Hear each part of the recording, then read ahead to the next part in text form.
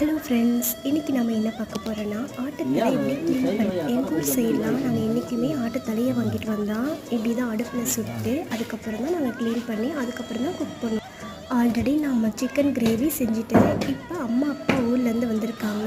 அதனால் என் ஹஸ்பண்ட் வந்து ஆட்டுத்தலை வாங்கிட்டு வந்து மேலையெல்லாம் க்ளீன் பண்ணிட்டு எங்கள் ஊர் சைடில் எல்லாருமே ஆட்டுத்தலையை வாங்கிட்டு வந்து வீட்லேயே தான் க்ளீன் பண்ணுவாங்க.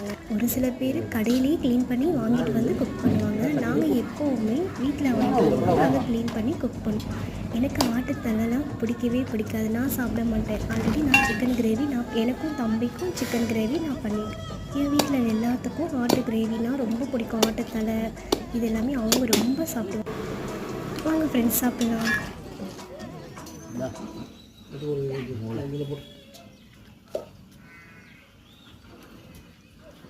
இதுக்காண்டி நான் கையை வேற திருப்புறேன்.